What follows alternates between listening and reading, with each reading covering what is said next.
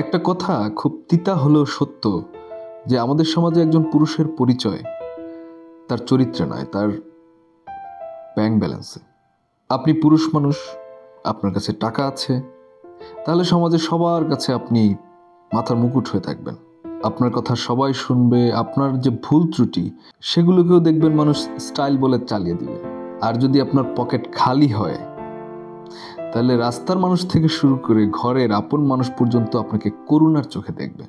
আজ কথা বলবো সেই বাস্তবতার কথা যা আমরা পুরুষ মানুষরা প্রতিনিয়ত ফেস করি, কিন্তু মুখ ফুটে বলতে পারি না।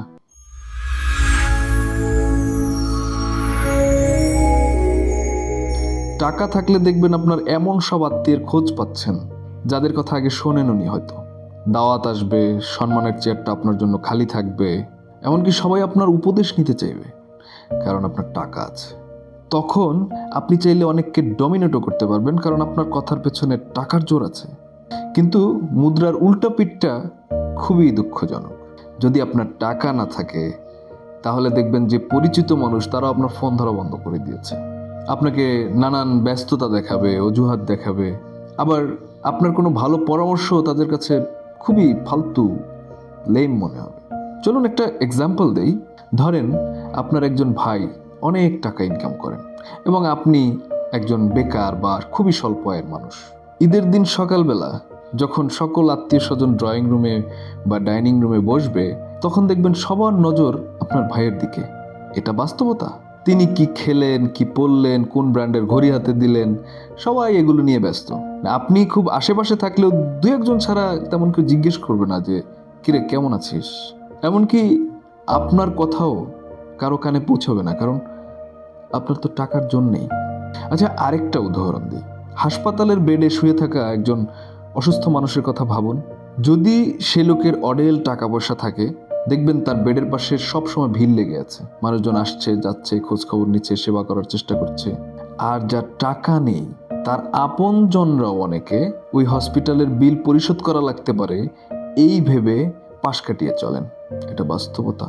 মানুষ সবচেয়ে বেশি কষ্ট পায় যখন এই অবহেলা একদম নিজের ছাদের নিচের থেকে আসে। লোকে বলে রক্ত কখনো বেইমানি করে না, কিন্তু কথা আছে না, অভাব যখন দরজায় এসে দাঁড়ায়, ভালোবাসা তখন জানালা দিয়ে পালায়। আপনার স্ত্রী, যাকে হয়তো আপনি সারা জীবন আগলে রাখতে চাচ্ছেন বা চেয়েছেন, আপনার অভাবের সময় তার অভিযোগের পাহাড় আপনার মাথা নিচু করে দিবে। আপনার সন্তান, যার জন্য আপনি সব কিছু উজাড় করে দিতে চান, অভাবের সময় সেও আপনাকে অন্যান্য বাবাদের সাথে তুলনা করবে। এটাই বাস্তবতা। টাকা থাকলে আপনি মোটামুটি একজন ডমিনেটিং ফাদার বা হাজব্যান্ড, বাট টাকা না থাকলে, অভাব অনটন থাকলে আপনি একটা অপদার্থ। তখন আপনার নিজের ঘরে থাকাটাই যেন প্রশ্নবিদ্ধ হয়ে পড়ে। তবে কি দুনিয়ার সব মানুষই এরকম, বা সকল সম্পর্কই কি টাকার মাপে পরিমাপ করা হয়? না, একদমই না। পৃথিবীতে এখনো অনেক মানুষ আছেন যারা আপনার পকেট দেখে নয়, আপনার মন দেখে ভালোবাসে। হয়তো আপনার মা, যে আপনার বেকারত্বের সময় সবার আড়ালে তার জমানো টাকা আপনার হাতে গুঁজে দেয়। অথবা আপনার সেই বন্ধু, যে পকেটে টাকা না থাকা সত্ত্বেও টঙের দোকানে বসে চা খাইয়ে বলে, মামা চিল কর, দিন তো আমাদেরও আসবে। অথবা আপনার স্ত্রী, ছেঁড়া শাড়ি পরেও যে আপনাকে হাসি মুখে বলে, ডাল ভাত যাই হোক আমি খুশি, তুমি শুধু ভেঙে পড়ো না। দুর্ভাগ্যজনক হলেও সত্য যে আমাদের সমাজের বেশিরভাগ মানুষই আসলে এরকম না। অনেকেই আপনার সাফল্যের ভাগ নিতে চাইবে, কিন্তু আপনার ব্যর্থতার সময় পাশে থাকবে না। সমাজের বিশাল একটা অংশ আপনাকে বিচার করবে শুধুমাত্র আপনার দামি গাড়ি, দামি ঘড়ি, দামি জুতো দেখে। তাই যারা আপনার শূন্য পকেট থাকাকালীনও আপনার হাতটা শক্ত করে ধরে রেখেছিল, তাদেরকে মনে রাখুন, চিনে রাখুন। কারণ সুসময় তো ছায়াও সাথে থাকে, কিন্তু অসময়ে যারা সাথে থাকে, পাশে থাকে, হাতটা ধরে রাখে, তারাই আসলে আপনার পৃথিবী।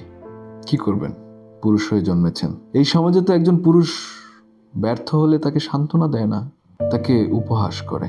আপনি পুরুষ হয়ে জন্মেছেন মানে আপনার জন্য কান্না করাও নিষেধ। আপনি শুধু ভেতরে ভেতরে পুরোপুরি ছাই হবেন।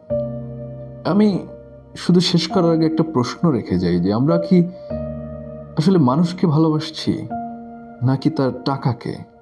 একজন পুরুষ মানুষ কি শুধু একটা এটিএম মেশিন? টাকা ফুরিয়ে গেলে আর তার কোনো দাম নেই? যাই হোক, টাকা নেই বলে হয়তো আজ আপনি অবহেলিত, অপমানিত, কিন্তু মনে রাখবেন টাকা আপনার বর্তমান অবস্থা হতে পারে, কিন্তু আপনার পরিচয় নয়। আপনি, আমি আজ যে যেখানে দাঁড়িয়ে আছি সেখান থেকে কিন্তু ঘুরে দাঁড়ানো সম্ভব। মানুষের এই অবহেলাকে তলোয়ার না বানিয়ে ঢাল হিসাবে ব্যবহার করুন। যদি কেউ আপনার থেকে মুখ ফিরিয়ে নিয়ে থাকে, তার উপর রাগ না করে নিজের উপর কাজ করুন, নিজেকে ভাঙুন, করুন, পরিশ্রম করুন। টাকা আজ নেই, কাল আসবে, কিন্তু আপনার মেরুদণ্ড যেন ভেঙে না যায়। দেখেন, ইতিহাসের বড় বড় সফল ব্যক্তিত্বদের মধ্যে অধিকাংশেরই একসময় কোনো টাকা পয়সা ছিল না, কিন্তু তারা নিশ্চয়ই ভেঙে পড়েননি। ভেঙে পড়লে তারা এত সফল হতে পারতেন না। হতাশ হবেন না, ধৈর্য ধরুন, কারণ সময় সবারই বদলায়। খুদা হাফেজ।